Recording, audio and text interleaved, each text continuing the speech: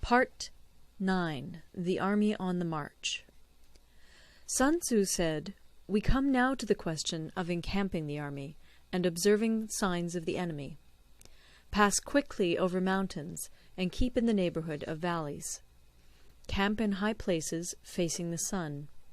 Do not climb heights in order to fight." So much for mountain warfare. After crossing a river, you should get far away from it. When an invading force crosses a river in its onward march, do not advance to meet it in midstream. It will be best to let half the army get across, and then deliver your attack. If you are anxious to fight, you should not go to meet the invader near a river which he has to cross. Moor your craft higher up than the enemy, and facing the sun. Do not move upstream to meet the enemy. So much for river warfare. In crossing salt marshes, your sole concern should be to get over them quickly, without any delay. If forced to fight in a salt marsh, you should have water and grass near you, and get your back to a clump of trees. So much for operations in salt marshes. In dry, level country, take up an easily accessible position with rising ground to your right and on your rear, so that the danger may be in front and safety lie behind. So much for campaigning in flat country. These are the 4 useful branches of military knowledge which enabled the Yellow Emperor to vanquish 4 several sovereigns. All armies prefer high ground to low, and sunny places to dark. If you are careful of your men and camp on hard ground, the army will be free from disease of every kind, and this will spell victory. When you come to a hill or a bank, occupy the sunny side, with the slope on your right rear. Thus you will at once act for the benefit of your soldiers, and utilize the natural advantages of the ground. When, in consequence of heavy rains up country, a river which you wish to ford is swollen and flecked with foam, you must wait until it subsides. Country in which there are precipitous cliffs with torrents running between, deep natural hollows, confined places, tangled thickets, quagmires, and crevasses should be left with all possible speed and not approached. While we keep away from such places, we should get the enemy to approach them. While we face them, we should let the enemy have them on his rear. If in the neighbourhood of your camp there should be any hilly country, ponds surrounded by aquatic grass, hollow basins filled with reeds, or woods with thick undergrowth, they must be carefully routed out and searched, for these are places where men in ambush or insidious spies are likely to be lurking. When the enemy is close at hand and remains quiet, he is relying on the natural strength of his position. When he keeps aloof and tries to provoke a battle, he is anxious for the other side to advance. If his place of encampment is easy of access, he is tendering a bait. Movement amongst the trees of a forest shows that the enemy is advancing. The appearance of a number of screens in the midst of thick grass means that the enemy wants to make us suspicious. The rising of birds in their flight is the sign of an ambuscade. Startled beasts indicate that a sudden attack is coming. When there is dust rising in a high column, it is the sign of chariots advancing. When the dust is low, but spread over a wide area, it betokens the approach of infantry.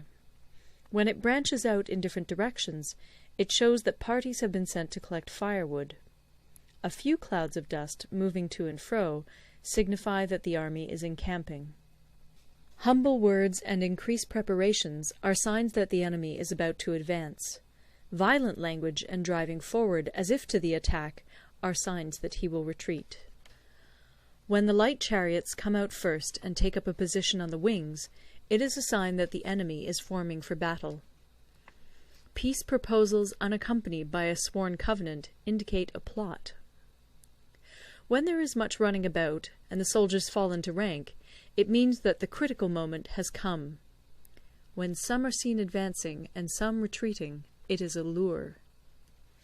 When the soldiers stand leaning on their spears, they are faint from want of food.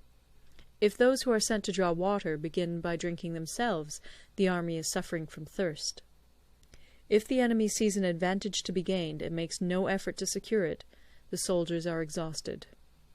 If birds gather on any spot, it is unoccupied. Clamour by night betokens nervousness. If there is a disturbance in the camp, the general's authority is weak. If the banners and flags are shifted about, sedition is afoot. If the officers are angry, it means that the men are weary. When an army feeds its horses with grain and kills its cattle for food, and when the men do not hang their cooking pots over the campfires, showing that they will not return to their tents, you may know that they are determined to fight to the death. The sight of men whispering together in small knots, or speaking in subdued tones, points to disaffection amongst the rank and file. Too frequent rewards signify that the enemy is at the end of his resources. Too many punishments betray a condition of dire distress. To begin by bluster, but afterwards to take fright at the enemy's numbers, shows a supreme lack of intelligence. When envoys are sent with compliments in their mouths, it is a sign that the enemy wishes for a truce. If the enemy's troops march up angrily and remain facing ours for a long time without either joining battle or taking themselves off again, the situation is one that demands great vigilance and circumspection. If our troops are no more in number than the enemy, that is amply sufficient. It only means that no direct attack can be made. What we can do is simply to concentrate all our available strength, keep a close watch on the enemy, and obtain reinforcements. He who exercises no forethought, but makes light of his opponents, is sure to be captured by them. If soldiers are punished before they have grown attached to you, they will not prove submissive. And, unless submissive, they will be practically useless. If, when the soldiers have become attached to you, punishments are not enforced, they will still be useless. Therefore, soldiers must be treated in the first instance with humanity, but kept under control by means of iron discipline. This is a certain road to victory. If in training soldiers commands are habitually enforced, the army will be well disciplined. If not, its discipline will be bad. If a general shows confidence in his men, but always insists on his orders being obeyed, the gain will be mutual. End of Part 9. Part 10. Terrain. Sun Tzu said, we may distinguish 6 kinds of terrain, to wit, 1. Accessible ground, 2. Entangling ground, 3. Temporizing ground, 4. Narrow passes, 5. Precipitous heights, 6. Positions at a great distance from the enemy. Ground which can be freely traversed by both sides is called accessible. With regard to ground of this nature, be before the enemy in occupying the raised and sunny spots, and carefully guard your line of supplies. Then you will be able to fight with advantage. Ground which can be abandoned but is hard to reoccupy is called entangling. From a position of this sort, if the enemy is unprepared, you may sally forth and defeat him. But if the enemy is prepared for your coming, and you fail to defeat him, then, return being impossible, disaster will ensue. When the position is such that neither side will gain by making the first move, it is called temporizing ground. In a position of this sort, even though the enemy should offer us an attractive bait, it will be advisable not to stir forth, but rather to retreat, thus enticing the enemy in his turn. Then, when part of his army has come out, we may deliver our attack with advantage.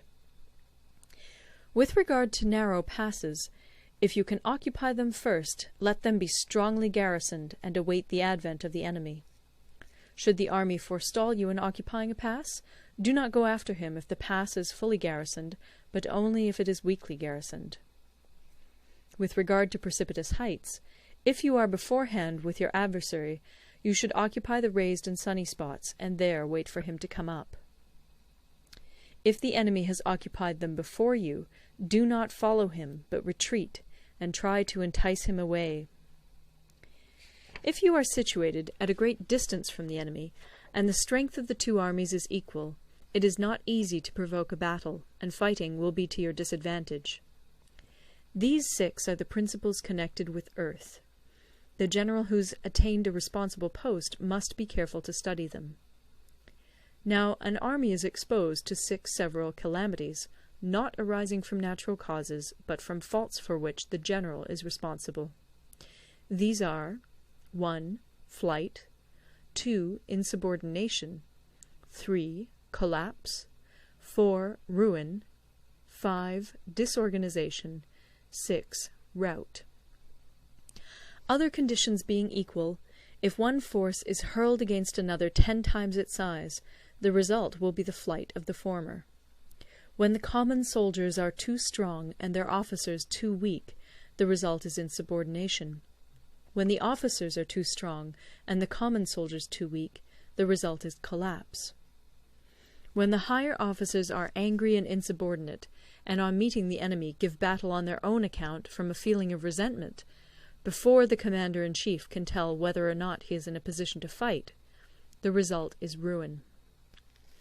When the general is weak and without authority, when his orders are not clear and distinct, when there are no fixed duties assigned to officers and men, and the ranks are formed in a slovenly, haphazard manner, the result is utter disorganization. When a general, unable to estimate the enemy's strength, allows an inferior force to engage a larger one, or hurls a weak detachment against a powerful one, and neglects to place picked soldiers in the front rank, the result must be rout. These are 6 ways of courting defeat, which must be carefully noted by the general who has attained a responsible post. The natural formation of the country is the soldier's best ally, but a power of estimating the adversary, of controlling the forces of victory, and of shrewdly calculating difficulties, dangers, and distances, constitutes the test of a great general. He who knows these things, and in fighting puts his knowledge into practice, will win his battles. He who knows them not, nor practices them, will surely be defeated. If fighting is sure to result in victory, then you must fight, even though the ruler forbid it.